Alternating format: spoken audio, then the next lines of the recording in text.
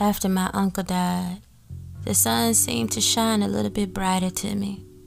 Honestly, I wasn't quite sure what had happened to him, even still after seeing his body in a casket and having to sing at his funeral. I was 11, so I still didn't understand. But once I didn't see him again for a few months after, I think I was starting to. One day, my mama came in my room to talk to me. We were laughing and cracking jokes, talking about some silly thing that had just happened. Funny thing is, she still do that today. Barge in my room, don't even care about what I'm doing, and we just talk. I don't mind it sometimes though, and I especially didn't mind it on that summer's day back when I was 11. She sat on my bed and I had this pink silk cover. You could flip it on the other side and it would give you a whole new comforter. On one side it was pink, and on the other side it was a royal purple looking color with flowers, I believe. I always loved flowers. And this cover was so smooth, felt like butter on my skin. I was so excited to be in this house. I had never had my own room before, let alone my own big queen size bed to myself with a silky cover. So I loved it. Back in the day.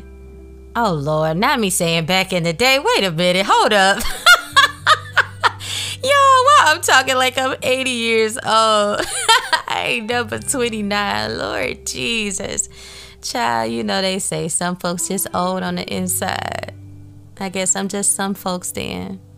Anyway, my mama came in there and I can't really remember what we were talking about. All I can remember is us laughing. And in the midst of our laughs, it just came out. Ma, Uncle K molested me. What? She said. I can't really tell you what happened after that, but I can recall her hugging me and looking very sad like any mother would when she hears her youngest daughter say such a thing. You know, I forgot to tell y'all something, and I just remembered. I forgot to expound on what it was like to live in Raleigh Woods before we even moved to the big house. Now, I'm going to try to be brief in what it was like to live over there for those couple years, but knowing me, I may be just a little long-winded with this episode because there's so much I'm trying to pack in here. I want us to at least get to my testimony by the next episode, so I'm going to try to be short and brief. Anyway, in short, Raleigh Woods should have been called Raleigh Hood, because that's what it was. It was gangbangers, shootouts, broken beer bottles on the side of the pool when us kids was trying to go swimming. One time, I got a piece of beer bottle glass stuck in my foot. My mama tried to pop it with a safety pin. I was screaming like some off The Exorcist. I ended up going to the hospital because the infection got so bad. So it was days like that, and my teenage brother fighting with some other teenage boy named Jimmy almost every day. Me fighting with other little girls up the street. My sister sitting on the balcony talking to some guy who liked her. He looked like the rapper Lil Nas. It was so funny one day. She was having him and a friend over, and my aunt stopped by the house out of the blue. They ran and hid in the closet, and my aunt took a broom and tried to beat them boys out of that house. Good times, good times. Nas Jr. Well, that's what I call him. He used to bribe me with suckers, pickles, and now-laters. Him and his cousin Donnie. And they did that so I didn't tell my mama whenever my sister had them over. My mama said I would come into her room when she got off work and snitch on them every other day. I was her little reporter. Mama, TJ did this. Mama, Takyah did that. Ooh, mama. You won't believe what they did now. She said she knew something was wrong when she would ask me, what did they do today, Takyah? And I started saying, oh, nothing, they were good. We all stayed at home and watched movies. They were real good, mama. She said I would smile after giving her a good report and leave out of her room skipping with blue lips and a purple tongue from having so much candy. She said she could tell by the way I skipped that she knew I was lying. Good times. And how could I forget? Along with candy, pickles, freeze cups, Lil Nas Jr. and Donnie, there was my big brother Rail. You know, he would literally sit up and talk to me like I was his age. And he was 7, 8 years older than me. Sitting up here talking to a 9-year-old about life, God, spirits, and whatever other thing he could tell me that would keep a 9-year-old's attention. I sat up under him for days and hours just listening to him and my sister talk. I would sing for him, and he would pat me on the back, smile, and say, "That's my little sis." Rail made me sing for everybody in that dang on neighborhood, him and my sister. But I loved him. He was truly a good man. He was always smiling. Several years ago, I was sad to hear that he had died. In those same apartments that we grew up in, he was shot to death like a dog in the street. My sister was heartbroken, and so was I. I cried like a baby, and I hadn't even seen him in over a decade since we moved out of those apartments. Yet the pain was still there, like we just finished beatboxing together or just finished singing and going up the street to the candy lady to buy a freeze cup. I mean, the pain still felt fresh, and it hurt. My sister still kept in touch with him though, and they even spent time together.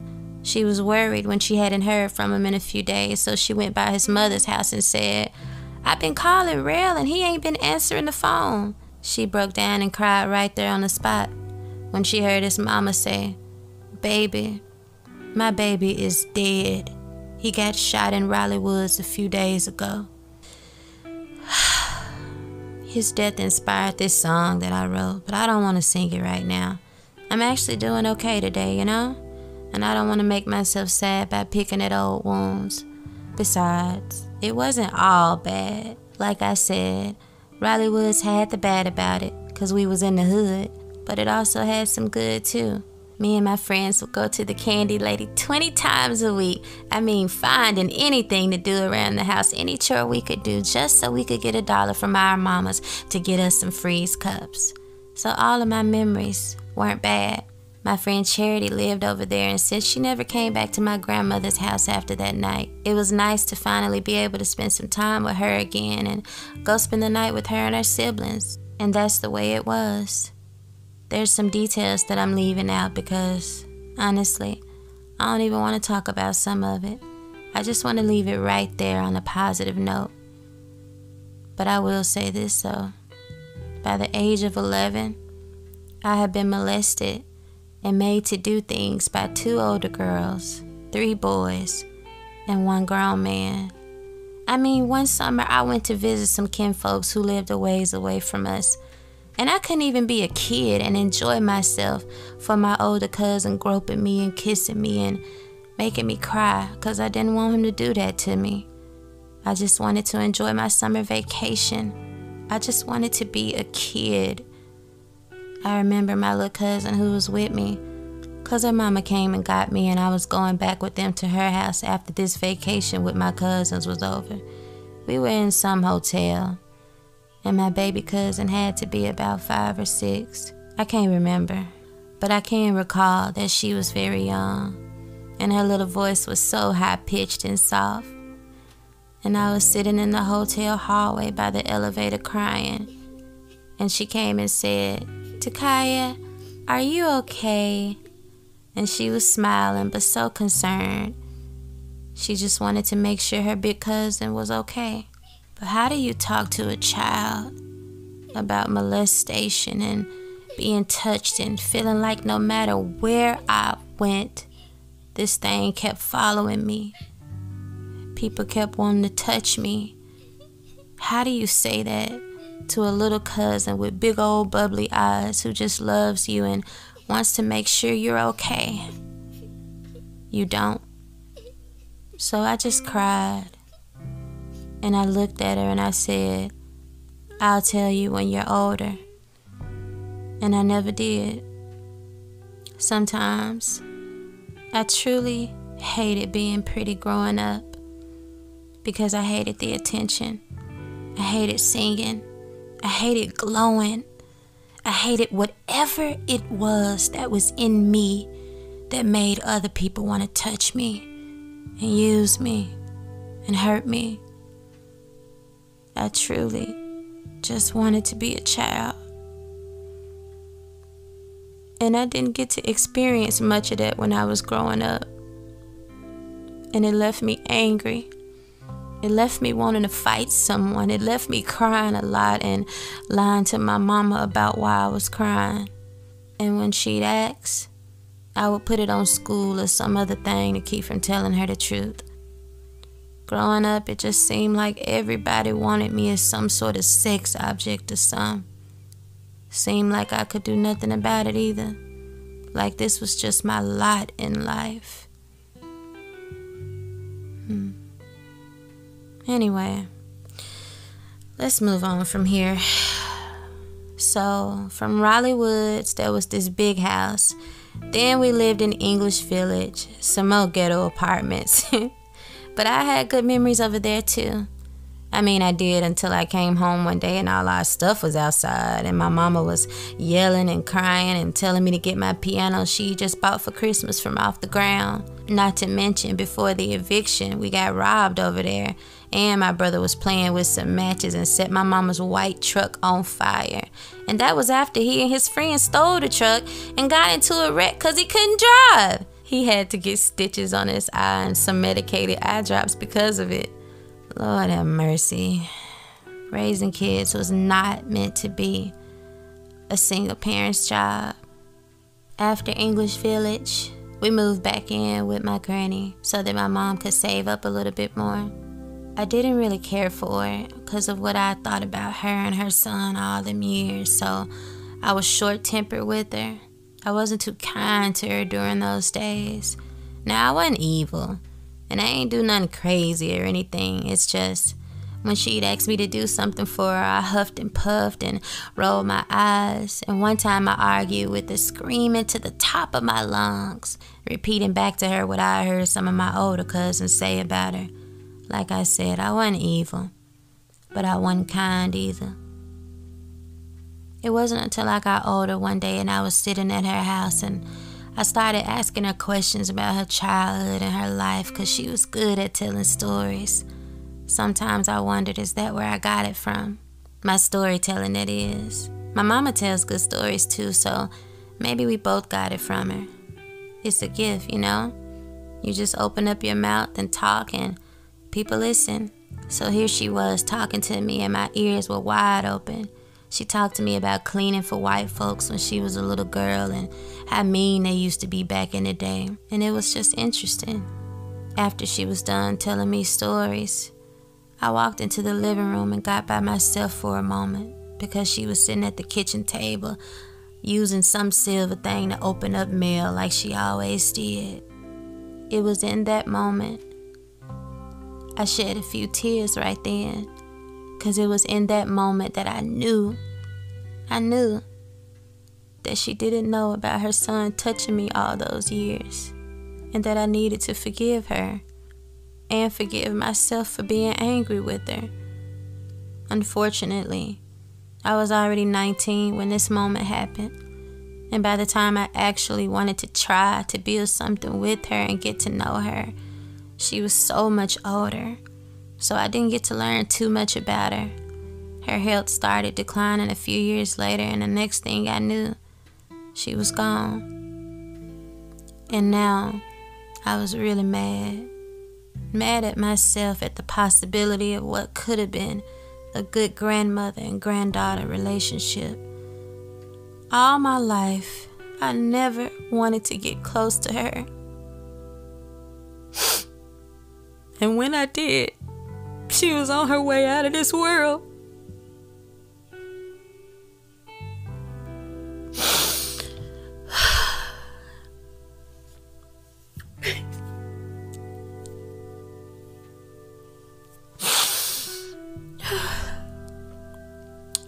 After we moved in with my grandma and my mama saved up a bit, next we moved to River Trace Apartments. I was now in the 6th grade and finally I started to feel a little bit of that sunshine that I was telling y'all about earlier.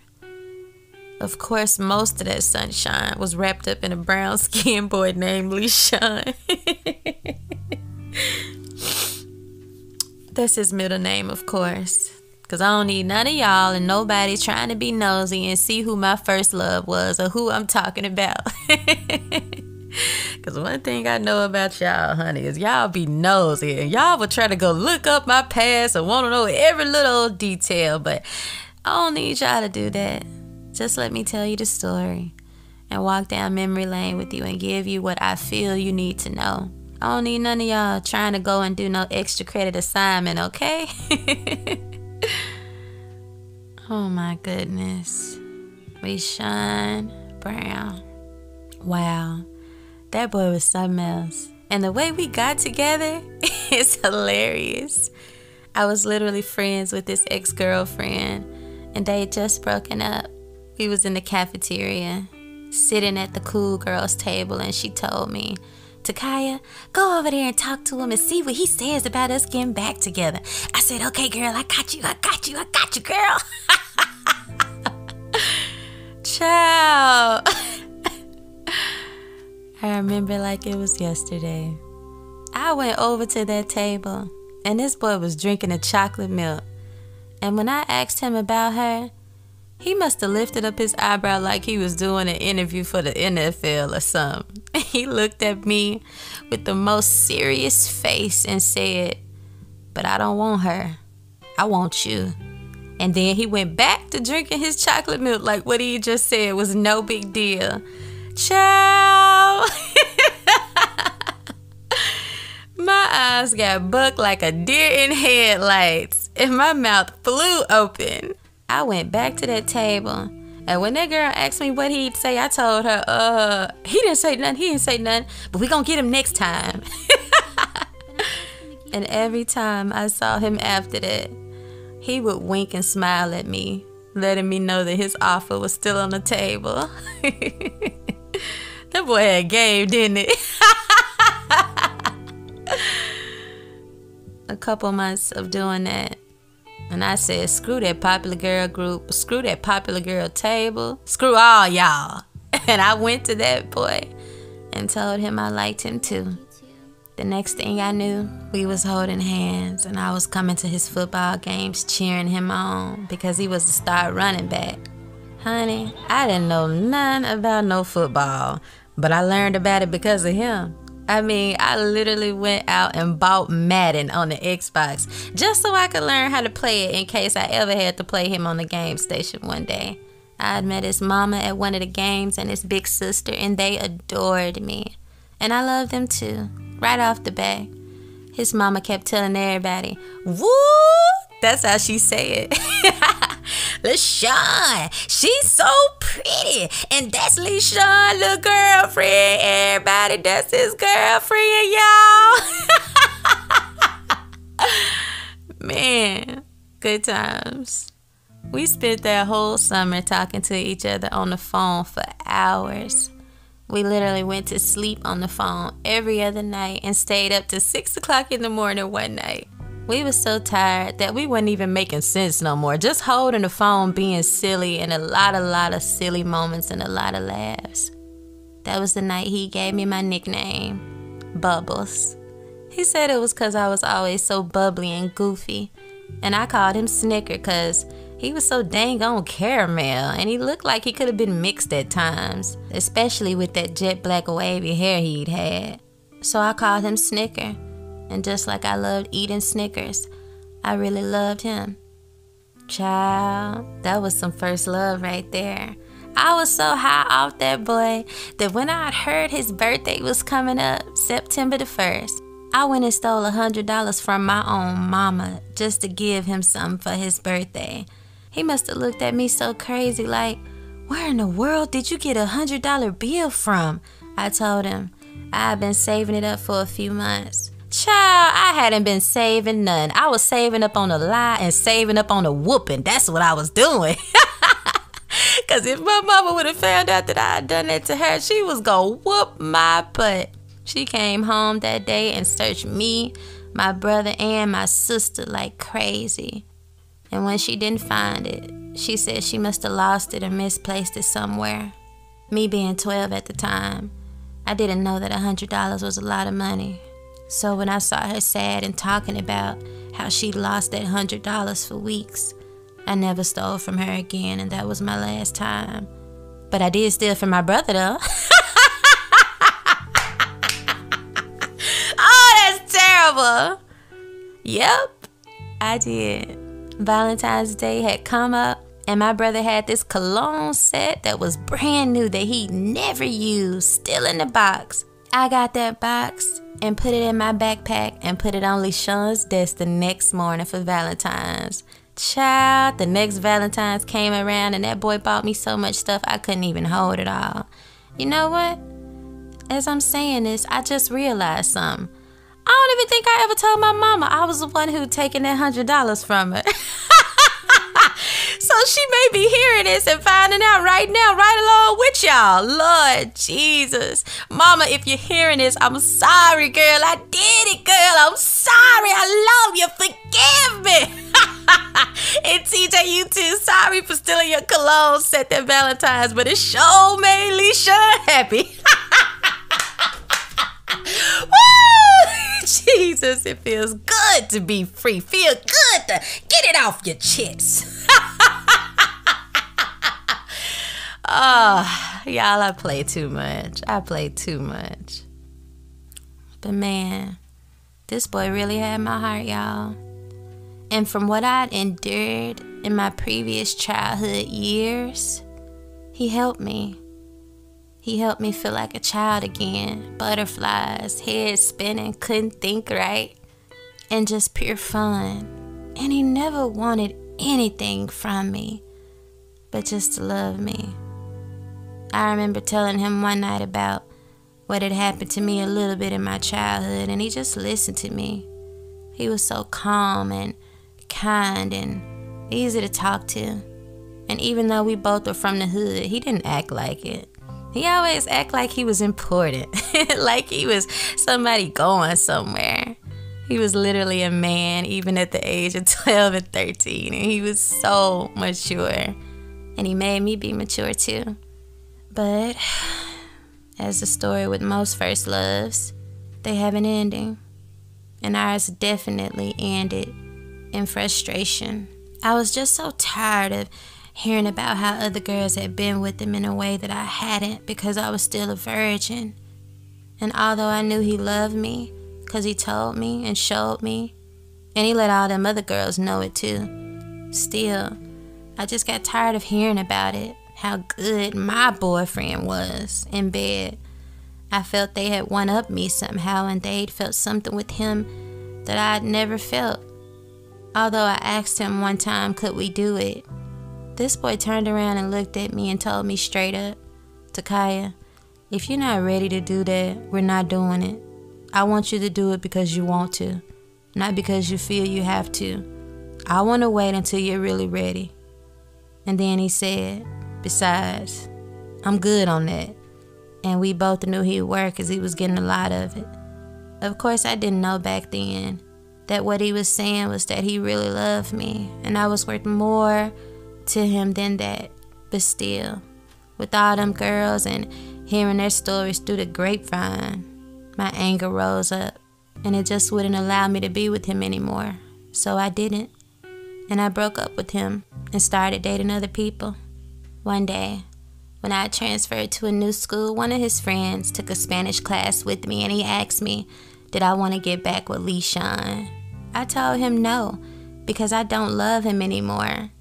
And although it was a lie, however, I knew his friend had a big mouth, and I knew he was gonna go tell LeSean what I told him. So I said it anyway. I was angry, and it just felt good to be able to finally hurt him how he'd hurt me for being with all them girls all them years. After hearing that from his friend, he was so hurt. I mean, you could just see it on his face. And when that school year was up and I went back to my old school where LeSean was, whenever I said hey to him, he would always say, why you talking to me? You don't love me no more. And it aggravated me, y'all. It aggravated me so much. He did that for about a month. He wouldn't even talk to me. Not to mention, before I came back, he'd heard that at the new school I went to, I lost my virginity a few days before my 16th birthday. So I'm sure that didn't go too well with him either. And honestly, the way that even happened, That was crazy too. I'm not gonna dwell on that too long, but I will say this. That boy and his mama was a little too cool and close for me.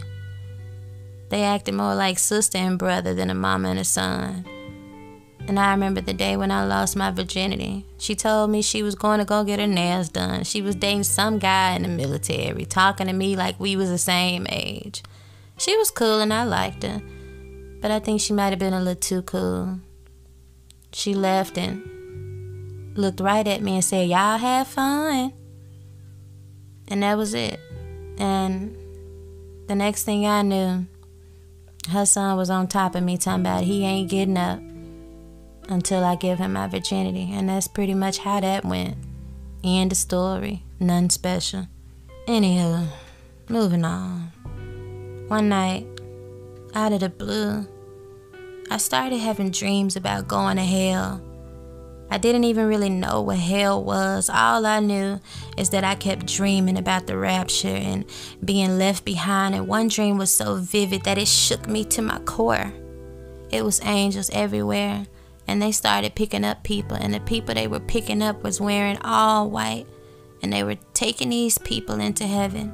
I tried to grab onto one of the angels' wings and I screamed, "Please take me with you." Child. And the angel was black. Not him being black, y'all. Child, that black angel must have looked at me and shook me up off of him. I hit the ground and tried to latch on to another angel. Now this one was white, so I'm thinking, okay, well, he gonna be a little nicer. And he did the same thing too. Then the next thing I knew, fire started to rain from heaven and I was left behind. I started seeing shadows above my bed at night and even had something hold me down this one time that was so vivid. I mean, I remember it just like it was yesterday. I was laying in my bed, and in the midst of this dark spirit holding me down, I remember an angel holding out his hand to me, and on his hand was the word resist, and it was in colorful rainbow-looking colors and just glowing. As I opened up my mouth to speak the word resist, this spirit jumped off of me and I heard the shriekest scream as I saw this huge black shadow fly across my room and vanish through the walls. I opened up my teenage Bible I had just bought after I'd had the rapture dream. I went right to the Bible store, so this happened a few weeks later.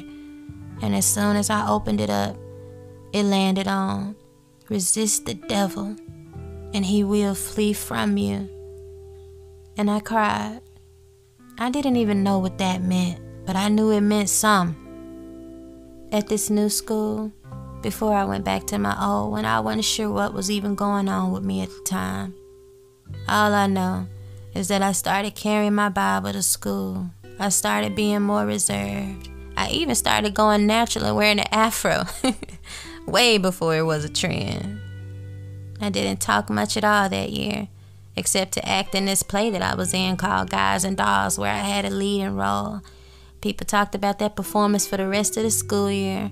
I was so quiet that folks didn't know I had that in me, especially since these weren't the same friends and people I had grown up with my whole life. Other than that play though, that really was a terrible year of high school for me. I got bullied.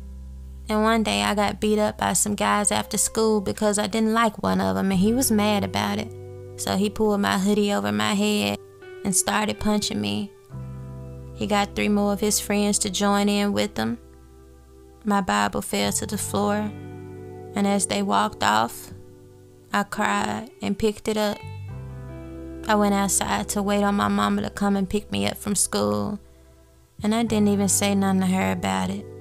A few weeks later, I tried to commit suicide, but I thank God for his mercy. And I also thank God for my old friend Tone Bone, who had called my mama and told her what I was doing and that I had taken 6 pills already and was about to kill myself. I literally just called him to say my final goodbyes. But when I did, he called my mama and she came up the stairs and stopped me. My mama thought it was her fault, but it wasn't. It was just life, you know? Once I told my mama that I hated that school.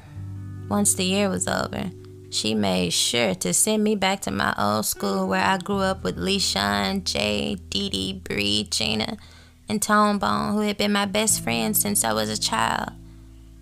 I was happy because I thought going back to school with them would make me happy again. And maybe me and LaShawn could even get back together, and it would be just like it used to be. My mama thought so too, but I don't know.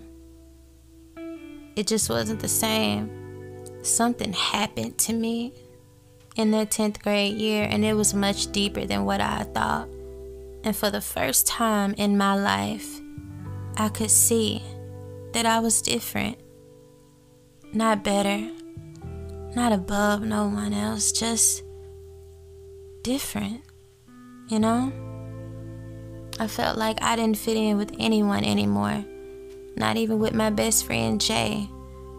There were days and moments when I truly was unsure if she even loved me or not. I mean, sometimes I felt like she did, but day by day it was just getting so hard to even understand who my friends were, why I was even here, or what was even the purpose of all this and the purpose of my life. I started asking myself all them tough questions. Questions normal 16-year-olds don't even think about. And I started thinking more. Even though I was still singing. Honestly, those last 2 years of high school, that's truly all I ever did was sing. More than I did my schoolwork, I was singing somewhere in front of somebody. Moreover, even though I was still singing and people loved to hear me sing, after I got done singing though, people really didn't speak to me. And I didn't speak to them. So instead of speaking, I started spending more time with myself. I started reading the Bible more. I started writing down what I saw and what I heard. Except it wasn't a journal. Although I did keep a journal for every year of high school, child, and the memory box is huge. I'm scared to open them journals and go back and see how I was thinking at the ages of 13, 14, 15, and 16.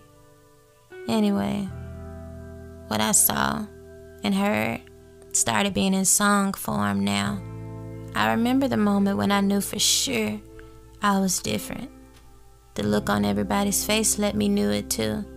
I couldn't get this song I had just written out of my head. And since class hadn't started yet, I just grabbed my pencil and started beating on the desk, and out of the blue, I started singing what was in my heart and what I saw.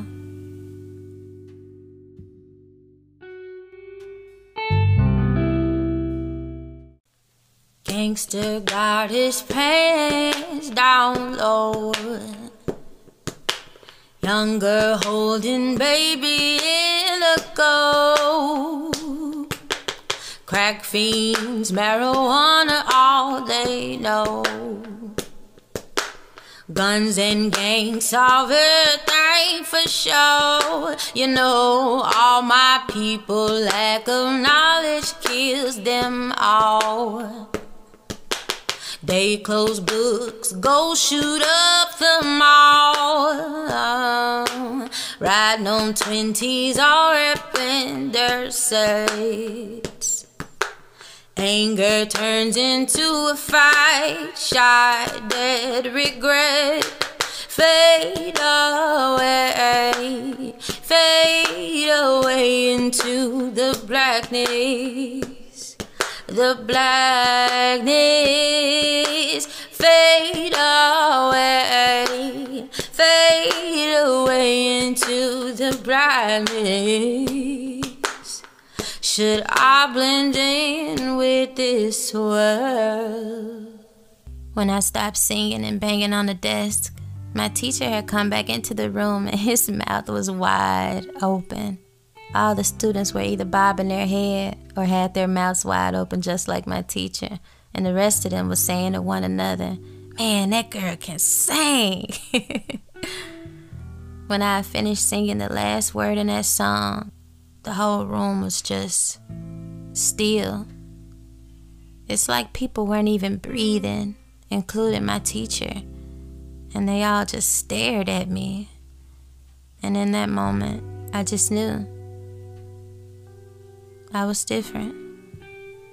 Everybody must have talked about that moment for the rest of the month, and people kept asking me to sing Fade Away over and over again, till one day I was telling my vocal coach about it. And when I had finished singing it to her, she gave me that same look that my teacher and my classmates did that day. About a year and a half later, she said she wanted me to meet somebody. And the next thing I knew, I was sitting in my living room with some white man who won a Grammy for a song he produced with some rock group. And he was ecstatic about me. I sang that for him. We recorded it, and he told me, "I'll be back for you." I'm thinking to myself, yeah, right. You know how many times I done heard that before, especially from men who claim they love me or that they gonna do something nice for me. I'll be back. Oh, I promise I'm gonna do this, I'm gonna do that. And it never happened. Folks just lie so much that it becomes second nature to them, making 1,000 promises, and they never even realize how bad their broken promises hurt the person or the child they made that promise to. And because I'd heard that all my life, my heart was hardened to the promises of men. So I didn't believe him. One time I told my daddy I was gonna go to American Idol to audition for the show. That man was so happy that he said he'd catch a bus just to get here to Memphis to make sure that I made it to the auditions. I called him back a few weeks later and told him I wasn't going no more. But I said, you know, you can still come down here and see me if you want, Daddy. It was 5 years before I talked to that man again. And I'm not saying that he did it on purpose. All I'm saying is he ain't never called me back. And when I called him, his number was off because it had changed. And I didn't hear from him after that for 5 years. So now, this white man sitting up here telling me he's gonna do something for me and come back? Yeah, right. I wanted to tell him so bad. Man, look here, white man. Just tell me you don't like me or the way I sing, and we can both go our separate ways. But you ain't gotta sit up here and lie to me. You ain't gotta tell me all this stuff and sell me some fake dream. But I didn't say nothing to him. I just bobbed my head and said, okay. But inside, I was rolling my eyes. A month went by, nothing. 2 months, still nothing. 3 months, and I did what anybody else would do, and I moved on with my life. I graduated from high school a year early. I got into college at the University of Memphis, and I was taking music classes. Even if I couldn't be a famous singer, I was going to have some to do with music. It streamed through my blood too much for me to try to ignore it. So I said, well, I guess I'll be a music teacher then. And I started my degree for it. Then one day, going into my second semester of school, out of the blue, this same white man called me and my mama back. Said he had to come by the house. It was important, and he would be coming this weekend. It was something he wanted me to hear. When that man pressed play on that radio in his truck that day, and me and my mama stood outside listening to it, and I had finally heard my own voice, my own lyrics, and what he produced with his band singing back to me, I cried. It was just so beautiful to me. The way he took my thoughts and my voice and turned it into something so beautiful. The way he smiled at me in the truck that day. It was something I'd never experienced before. It was hope. It was dreams that finally didn't seem to be too far out of reach. And it was a chance at a life that would be different than the one I'd always been accustomed to. And for the first time in a long time, I was actually happy. That same day, I packed my bags, got in that tan Porsche truck with this white man, not knowing where I was going or what would happen. But I had to go where this feeling was taking me. I had to go where hope was going. And I had to trust that everything would be all right. I waved out the car window to my mama as me and this man drove off, headed to Nashville. She was teary-eyed and waving back at me. Her face was so proud in that moment. I'll never forget it. And I don't know. All I know is that I just wanted to keep seeing that look on her face. That proud look that said, as a mother, I did something right. And all her labor and her tears wasn't in vain. I stared at my mama driving down this street until she became an ant in my eye view. After I couldn't see her no more, I remember turning around and looking upside this man's head thinking, okay then, white man, let's see what you got.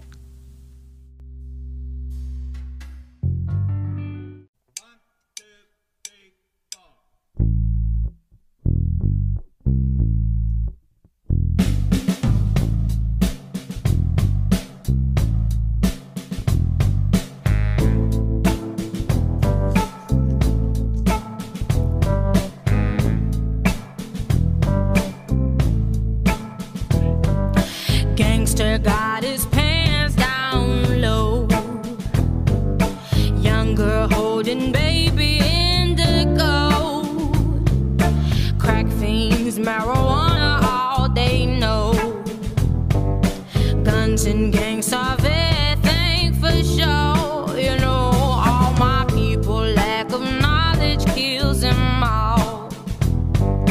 They close books, go shoot up the mall. On 20s, all rapping their sex. Anger turns into a fight, shot their regret. Fade away into the blackness, the blackness. Fade away into the blackness. Should I blend in with the world?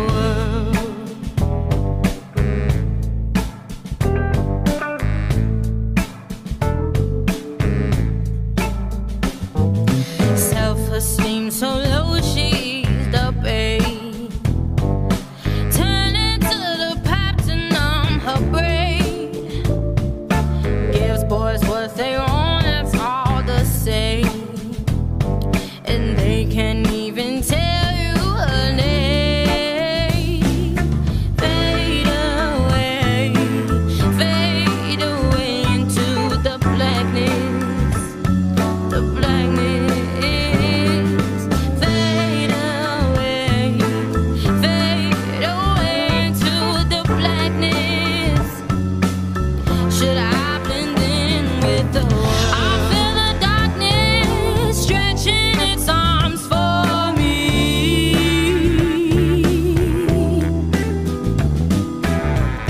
If the lights go dim, where's the candle lit for me?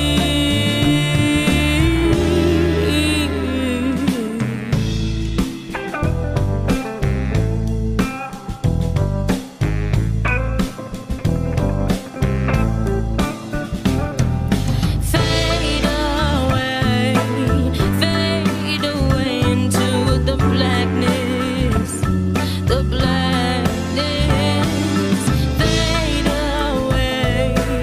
Fade away into the blackness. Should I blend in? Fade away into the blackness, the blackness. Fade away into the blackness. Should I blend in with this world?